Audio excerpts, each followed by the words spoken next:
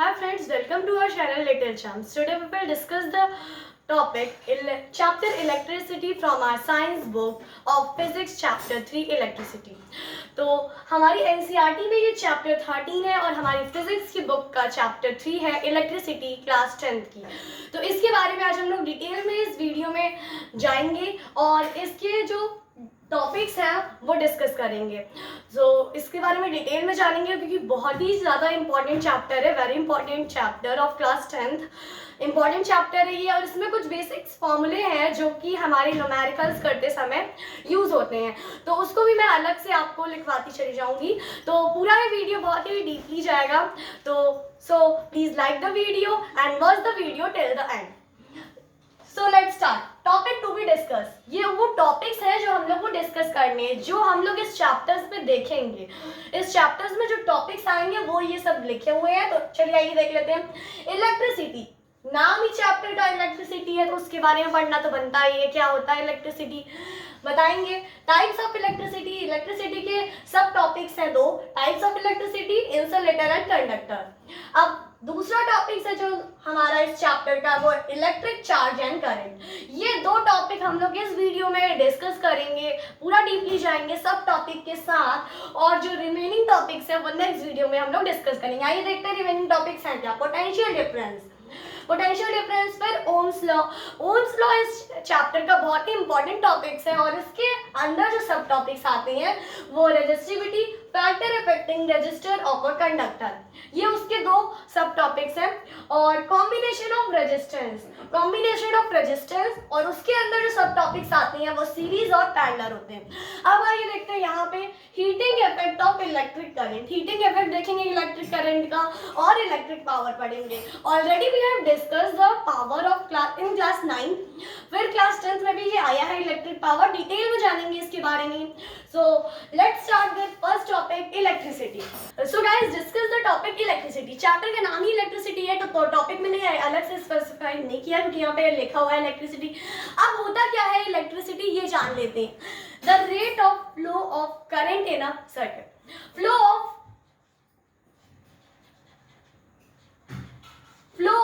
Electrons बोल सकते हैं। फ्लो ऑफ इलेक्ट्रॉन्स, जो हमारा इलेक्ट्रिसिटी होता है बेसिकली वो फ्लो ऑफ इलेक्ट्रॉन होता है। Flow of electron, study of charges आप बोल सकते हैं इसको। और अब अगर आपको डिफाइन करना है फिजिक्स की लैंग्वेज में तो आप स्टडी ऑफ चार्ज बोल सकते हैं। Study of charge basically book में हमारे तो यही डेफिनेशन दी होगी, फ्लो ऑफ इलेक्ट्रॉन्स, इलेक्ट्रॉन्स का फ्लो, इलेक्ट्रॉन्स का फ्लो किसी भी सर्किट में, इन अ सर्किट किसी भी सर्किट में इलेक्ट्रॉन का फ्लो इलेक्ट्रिसिटी कहते हैं। अब इलेक्ट्रिसिटी हम लोग बेसिकली हमारे घर में यूज होता है, इलेक्ट्रिसिटी बल्ब जलाने के लिए, पंखा, जो कि बहुत इंपॉर्टेंट है हमारी डेली लाइफ में। तो uses of daily life in electricity ये भी हम लोग डिस्कस करेंगे। तो सबसे पहले आ जाते हैं सब टॉपिक जो इलेक्ट्रिसिटी के अंदर थे वो टाइप्स ऑफ इलेक्ट्रिसिटी था सबसे पहला सब टॉपिक। तो सब टॉपिक को देख लेते हैं। टाइप्स ऑफ इलेक्ट्रिसिटी, तो हमारे टाइप्स ऑफ इलेक्ट्रिसिटी में दो पार्ट आते हैं। पहला है स्टैटिक इलेक्ट्रिसिटी। पहला जो टाइप है हमारा वो है स्टैटिक इलेक्ट्रिसिटी, और दूसरा जो टाइप है वो हमारा है करंट इलेक्ट्रिसिटी। स्टैटिक इलेक्ट्रिसिटी और दूसरा जो टाइप है वो हमारा है करंट इलेक्ट्रिसिटी। अब जान लेते हैं स्टैटिक इलेक्ट्रिसिटी होता क्या है। ऑलरेडी हम लोग ने पढ़ा है छोटी क्लासेस में ये स्टैटिक और करंट में क्या अंतर होता है। बेसिकली ये जो क्लास 10th का टॉपिक है वो पूरा ही डिटेल में जाएगा करंट इलेक्ट्रिसिटी की। हम लोग स्टैटिक इलेक्ट्रिसिटी 12th में डिटेल में पढ़ेंगे, लेकिन अभी 10th में हम लोग करंट इलेक्ट्रिसिटी के बारे में ज़्यादा पढ़ेंगे और इसके ब्रीफ में जाएंगे। तो सबसे पहले देख लेते हैं स्टैटिक इलेक्ट्रिसिटी होता क्या है, फिर भी जानना तो इंपॉर्टेंट है क्योंकि टाइप्स है इलेक्ट्रिसिटी का। अब स्टैटिक, जैसे कि मैं आपको एग्जांपल देती हूँ या कुछ याद कराती हूँ। आप स्केल लिए होंगे, स्केल को आप अपने बारों में रफ करते होंगे और फिर कागज के जो कुछ टुकड़े होते हैं वो अट्रैक्ट हो जाते हैं स्केल से। आपको क्यों अट्रैक्ट होते हैं? क्योंकि जब हम लोग ने स्केल को अपने बारों में रफ किया, मान लीजिए ये एक स्केल है, मान लीजिए ये स्केल है, इसको मैं बारों में रफ करती हूँ और जो इलेक्ट्रॉन होते हैं वो एक बॉडी से दूसरे बॉडी में ट्रांसफर करते हैं लेकिन फ्लो नहीं करते हैं। स्टैटिक का मीन सबसे पहले जान लेते हैं रेस्ट। स्टैटिक का मीन्स ही जान लेते हैं रेस्ट, और करंट का मोशन। स्टैटिक का मीन्स रेस्ट होता है और करंट का मीन्स मोशन होता है। तो रेस्ट पे कोई भी ऑब्जेक्ट रेस्ट पे, अब जैसे कि मैंने ये व्हाइट बोर्ड छुआ, इसमें कुछ चार्ज थे और इसमें मुझे स्टैटिक करंट लगा, और अब ये करंट मेरे पर आया, लेकिन अगर मुझे किसी और पर्सन ने आके छुआ तो क्या उसको करंट लगेगा? नहीं लगेगा, क्योंकि स्टैटिक करंट रेस्ट पे है। वो सिर्फ एक बॉडी से दूसरे बॉडी तक ट्रांसफर हो सकता है, लेकिन तीसरी बॉडी में ट्रांसफर नहीं होगा। जबकि जो करंट है हमारा, वो मोशन में है। अब मान लीजिए मैंने इलेक्ट्रिक कोई वायर छू लिया, इलेक्ट्रिक वायर जिसमें करंट कंटिन्यू फ्लो हो रहा है, अब मैं उसको छू लूंगी, और अगर कोई दूसरा पर्सन आके मुझे टच करेगा तो वो भी उसके कांटेक्ट में आएगा, उसको भी करंट लगेगा। तीसरा पर्सन आके उसको छुएगा, चौथा पर्सन, तो वो एक सीरीज बन जाएगी, वो एक सर्किट बन जाएगा। तो उसमें हमारा मोशन है, क्योंकि उसमें करंट हो रहा है। तो ये ज्यादातर होता है इंसुलेटर में हमारा ज्यादातर स्टैटिक करंट पाया जाता है, और कंडक्टर में हमारा ज्यादातर करंट इलेक्ट्रिसिटी पाया जाता है। अब टॉपिक छिड़ा है इंसुलेटर एंड कंडक्टर, बात कर लेते हैं। हमारा सेकेंड जो सब टॉपिक है वो इस वीडियो का इंसुलेटर एंड कंडक्टर है। तो देखिए, आइए देख लेते हैं इंसुलेटर और कंडक्टर होता क्या है। अब इंसुलेटर वो होता है जिसमें फ्लो ऑफ इलेक्ट्रॉन नहीं होते हैं, बहुत ही इजी है। कंडक्टर वो होता है जिसमें फ्लो ऑफ इलेक्ट्रॉन्स होते हैं, और इंसुलेटर वो होता है जिसमें फ्लो ऑफ इलेक्ट्रॉन्स नहीं होते हैं। दो सब्सटेंस, मैं यहाँ डेफिनेशन लिख देती हूँ, दो substance which do not allow the free electron through them.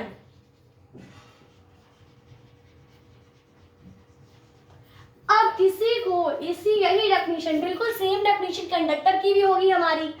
दो सब्सटेंस, बस यहाँ पे ट्विस्ट ये रहेगा, दो सब्सटेंस which allow, यहाँ पे हम लोग ने क्या पढ़ा? do not allow, क्योंकि इंसुलेटर में करंट फ्री इलेक्ट्रॉन्स नहीं होते हैं, वो एक ही दायरे पे सीमित रहते हैं, एक्यूमुलेट नहीं कर पाते हैं, वो एक ही दायरे में रहते हैं। तो इसीलिए वो और आगे करंट फ्लो नहीं करते, सिर्फ एक बॉडी से दूसरे बॉडी तक ट्रांसफर कर पाते हैं और तीसरी बॉडी पे ट्रांसफर नहीं कर पाते हैं। तो लेकिन हमारा जो करंट होता है वो हमारा सर्कुलेट होता रहता है तीसरी बॉडी तक। जैसे कि मैंने एग्जांपल दिया आपको वायर और ये ब्लैक बोर्ड का, तो वो बेस्ट एग्जांपल है। और हम लोग को कभी कभार ऐसे लग भी जाता है स्टैटिक करंट की, मान लीजिए हम लोग दरवाजा खोलने गए तो स्टैटिक करंट आ गया, तो हम लोग सोचते हैं ये करंट आया कहाँ से? तो ये करंट कुछ नहीं है, ये करंट सब स्टैटिक करंट होता है और सिर्फ थोड़ी देर के लिए लगता है हम लोग को। Which allow, आते हैं डेफिनेशन पे आते हैं। अभी मैं इसको डीपली एक्सप्लेन करती हूँ, एग्जांपल्स भी देती हूँ। एग्जांपल्स क्या होते हैं? Throw them. अब देखिए, अब आपको एक क्वेश्चन यही भी उठता है, यही भी एक क्वेश्चन आता है कि आयरन क्यों नहीं अट्रैक्ट करता पेपर को? अगर हम लोग आयरन की स्केल लीजिए, मान लीजिए ये एक आयरन की स्केल है, इसको मैंने रफ किया अपने बारों में और तब पेपर को अट्रैक्ट किया, तब क्यों नहीं अट्रैक्ट होता है आयरन? क्योंकि आयरन एक गुड कंडक्टर है, आयरन एक गुड कंडक्टर है। एग्जांपल में आ जाएगा आयरन एक गुड कंडक्टर है। जो हमारा आयरन है वो एक गुड कंडक्टर है। अब क्यों गुड कंडक्टर है? देखिए, मान लीजिए यहाँ पे इलेक्ट्रॉन आए तो लेकिन वो फ्लो कर जाएंगे क्योंकि वो आयरन गुड कंडक्टर है। दो substance which allow the free electron through them, वो अलाउ कर रहा है पूरे इलेक्ट्रॉन को फ्लो करने के लिए, तो वो फ्लो कर जाएंगे और उस फ्लो की वजह से हमारा जो इलेक्ट्रॉन होगा वो एक्यूमुलेट नहीं रहेगा, वो फ्लो कर जाएगा, इसीलिए वो पेपर अट्रैक्ट नहीं करता है। और आयरन और जो प्लास्टिक की स्केल होती है वो अट्रैक्ट करती है। अब इंसुलेटर और कंडक्टर में हम लोग ने देख लिया, यहाँ पे स्टैटिक करंट और करंट इलेक्ट्रिसिटी में, स्टैटिक इलेक्ट्रिसिटी करंट इलेक्ट्रिसिटी में हम लोगों ने देख लिया और इलेक्ट्रिसिटी पढ़ ली। अब मूव ऑन करते हैं अपने नेक्स्ट टॉपिक पे, जो कि इलेक्ट्रिक सर्किट और इलेक्ट्रिक चार्ज। तो गाइस, अब हम लोग पढ़ते हैं इलेक्ट्रिक चार्ज के बारे में। करंट के बारे में हम लोग बाद में पढ़ेंगे, पहले इलेक्ट्रिक चार्ज के बारे में पढ़ लेते हैं। तो मैं हेडिंग चार्ज डाल दे रही हूँ। अब इलेक्ट्रिक चार्ज है, ये तो आपको पता ही होगा, मतलब इलेक्ट्रिक चार्ज के बारे में पढ़ रहे हैं हम लोग। तो इलेक्ट्रिक चार्ज है क्या? It is the fundamental property of a matter It is a fundamental. अब फंडामेंटल का मतलब आप समझ लीजिए, जैसे मैटर की फंडामेंटल प्रॉपर्टी होती है मास, सारे ही मैटर में मास होता है, तो ऐसे ही सारे ही चार्ज में चार्ज की फंडामेंटल प्रॉपर्टी क्या होगी, वो किसी भी ऑब्जेक्ट को, किसी भी मटेरियल को वो रिपेल और अट्रैक्ट करता है। रिपेल और अट्रैक्ट अभी मैं बताती हूँ, इसके जो टाइप्स है उसमें आपको ज्यादा क्लियर हो जाएगा। तो पहले डेफिनेशन देख लेते हैं। It is a fundamental property of matter to attract or repel the material. अब जैसे कि इसके जो चार्ज होते हैं वो टू टाइप्स में डिवाइड होते हैं, पॉजिटिव चार्ज, नेगेटिव चार्ज, जो कि हम लोग पढ़ते आ रहे हैं।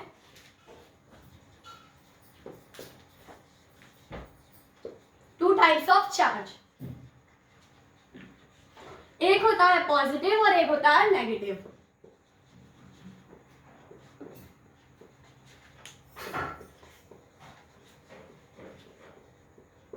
पॉजिटिव का साइन ये होता है और नेगेटिव का साइन ये होता है।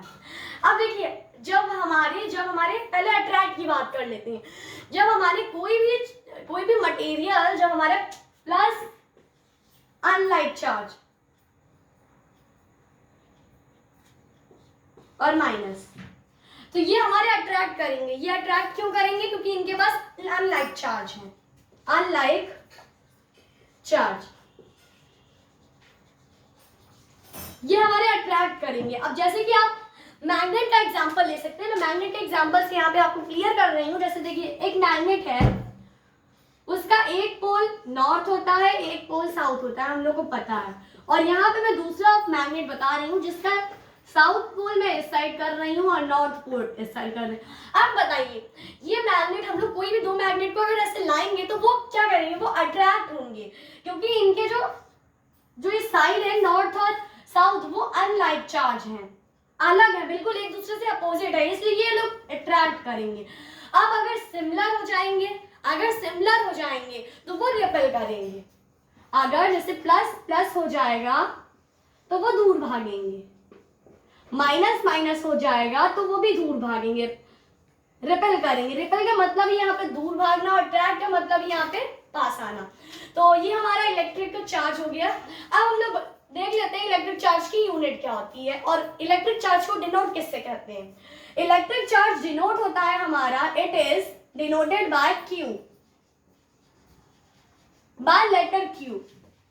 जो हमारा लेटर Q है उससे हम लोग इलेक्ट्रिक चार्ज को डिनोट करते हैं। और इसकी यूनिट क्या है? कूलम।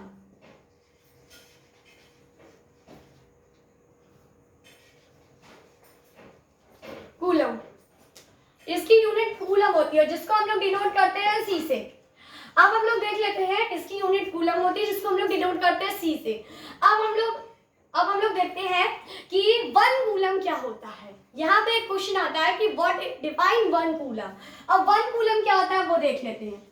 अब 1 कूलम ये होता है किसी भी इलेक्ट्रॉन्स को 1 मीटर की दूरी पे, किसी भी इलेक्ट्रॉन को 1 मीटर की दूरी से दूसरी जगह पर ट्रांसफर किया जाए या डिस्प्लेस किया जाए तो वो होता है जो वर्क डन वहाँ पे प्रोड्यूस होती है। वर्क डन जो हमारी वहाँ पे प्रोड्यूस होती है, तो अब वर्क डन हम लोग ने पढ़ा था 9th में। अब वो वर्क डन हमारी तो होगी नहीं कि हमारा कोई एक चेयर, मान लीजिए मार्कर है, ये यहाँ पे रखा था, मान लीजिए ये मार्कर है, यहाँ पे रखा था, मैंने इसको उठा के इस जगह पर डिप्लेस किया, तो ये मेरा वर्क डन है कि मैंने कितना वर्क डन किया, कितना मैं डिस्टेंस चली और कितना वर्क डन आया, ये मेरा वर्क डन होगा। लेकिन किसी इलेक्ट्रॉन को 1 मीटर की दूरी पे कहीं और ले जाना, वो वर्क डन होगा किसका? वो मेरा वर्क डन तो होगा नहीं, क्योंकि मैं तो सिर्फ स्विच ऑन कर रही हूँ, अंदर सर्किट में ये पूरा सिस्टम अपने आप चल रहा है, मैं तो चला नहीं रही।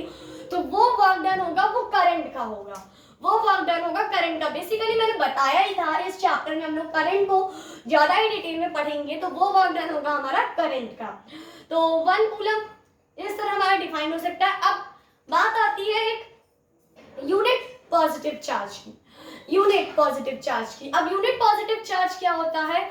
यूनिट पॉजिटिव चार्ज ये होता है, मान लीजिए हम लोग ने अपना हाथ जेब में डाला, कुछ भी निकालने के लिए डाला, तो यूनिट पॉजिटिव चार्ज एक इतनी स्मॉल, जैसे कि मान लीजिए ये डॉट फिर भी हम लोग को दिख रहा है, इससे भी नेग्लिजिबल, इससे भी मान लीजिए बिल्कुल दिखने वाला, ये भी डॉट हम लोग को दिख रहा है, बिल्कुल दिखने वाला डॉट जो हम लोग को विजिबल नहीं हो सकता, उतनी छोटी वैल्यू होती है हमारी यूनिट पॉजिटिव चार्ज। अब मैंने अपने हाथ को ऐसे रब किया, तो अभी मेरे हाथों से हजारों यूनिट चार्ज, अभी मेरे हाथों से हजारों टेस्ट यूनिट चार्ज निकल गए। हजारों मतलब मैंने बस एक बार रब किया, मैंने कितनी बार रब कर दिया अभी आपको समझाने के चक्कर में, तो कितने सारे निकल गए होंगे। तो वो इतनी स्मॉल यूनिट होती है कि हम लोग को बिल्कुल दिखाई नहीं होती है, तो उसे कहते हैं हम लोग टेस्ट चार्ज। बहुत ही नेग्लिजिबल यूनिट होती है। अब देखिए, जैसे कि मान लीजिए मैंने सर्किट बनाया, ये मैंने सर्किट बनाया,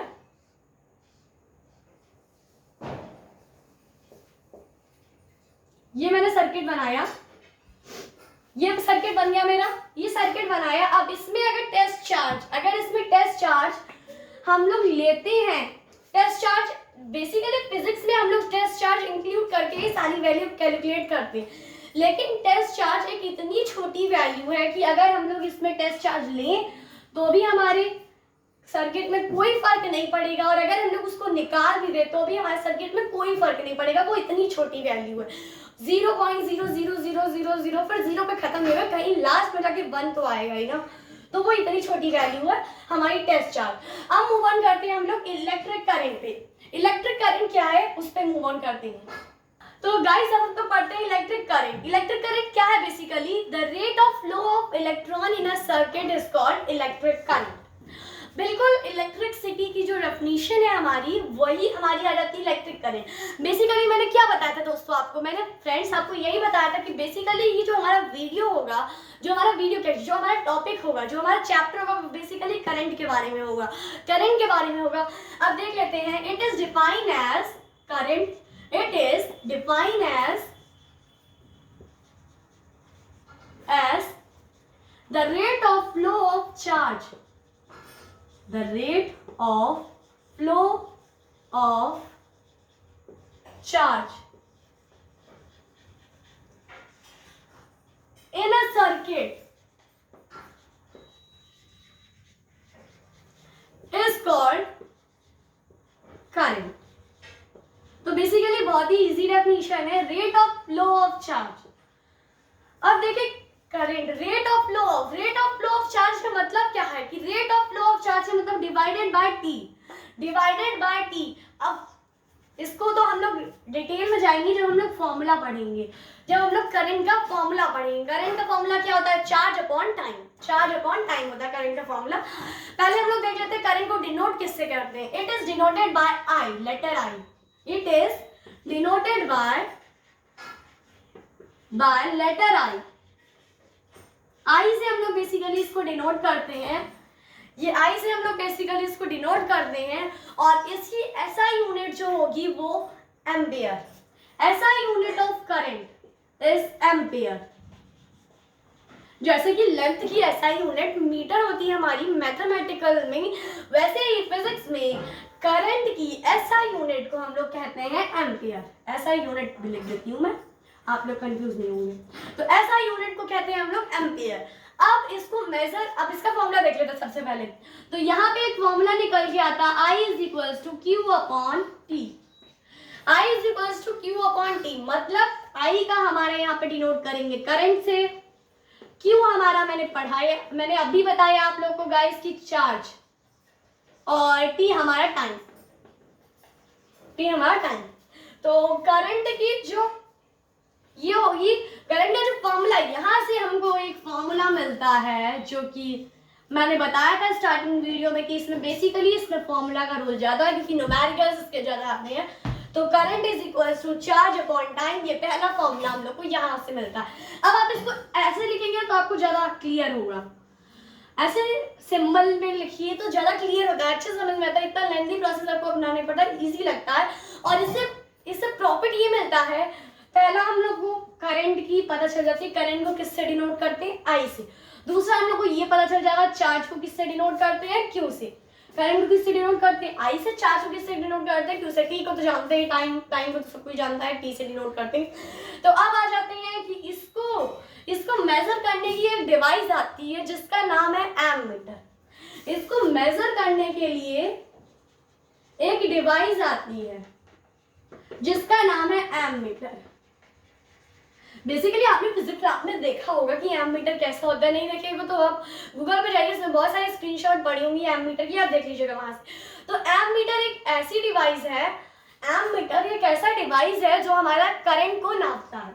अब मैं थोड़ा सा स्ट्रक्चर बना के आपको दिखाती हूँ एमीटर का। बेसिकली मैं स्ट्रक्चर बना रही हूँ कि वो कैसा होता है। बेसिकली बिल्कुल वैसा तो नहीं बना पाऊंगी। तो ये ऐसे यहाँ 0 से स्टार्ट होता है और यहाँ पे ऐसे जाता है, और हमारी ये निडल रहती है, ये निडल रहती है, ये निडल रहती है। ये 0 से जाती है, इधर से रहती है या इधर से रहती है, कंफ्यूज हूँ, पर ऐसा ही कुछ डायग्राम रहता है। वो 0 से स्टार्ट होता है। बेसिकली ये जान लीजिए, जो एमीटर होता है वो 0 से स्टार्ट होता है और वो करंट की हायर से हायर मेजर करता है, हायर से हायर यूनिट मेजर कर लेता है। अब यहीं पे आता है गैल्वेनोमीटर। गैल्वेनोमीटर बस कुछ नहीं है, वो बस छोटी अमाउंट करंट की मेजर करता है। वो भी यहाँ पे नहीं पढ़ना है, आगे मैं डिटेल में बताऊंगी तब उसको। नेक्स्ट पोटेंशियल डिफरेंस पे उसको पढ़ेंगे हम लोग। और जो हमारा नेक्स्ट वीडियो में होगा, जो हमारा नेक्स्ट वीडियो में कवर करेंगे उस टॉपिक को। तो जो गैल्वेनोमीटर होता है, फिर भी जान लेते हैं जो गैल्वेनोमीटर होता है वो किस प्रकार का होता है, उसका डायग्राम में बताती हूँ।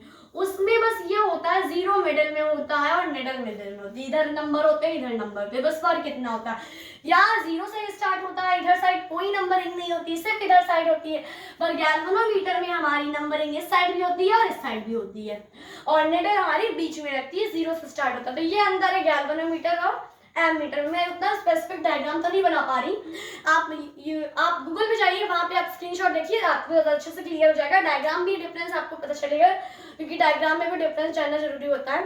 तो ये आज के टॉपिक हमारा करंट यहीं पे समाप्त होता है, यहीं पे एंड होता है इस वीडियो का। और नेक्स्ट टॉपिक हम लोग और अगले वीडियो में आएंगे नेक्स्ट टॉपिक के साथ, जो हमारे टॉपिक बचे हुए थे, जो कि मैंने स्टार्टिंग वीडियो में आपको बताए थे। तो please like and subscribe my channel. जय हिंद दोस्तों।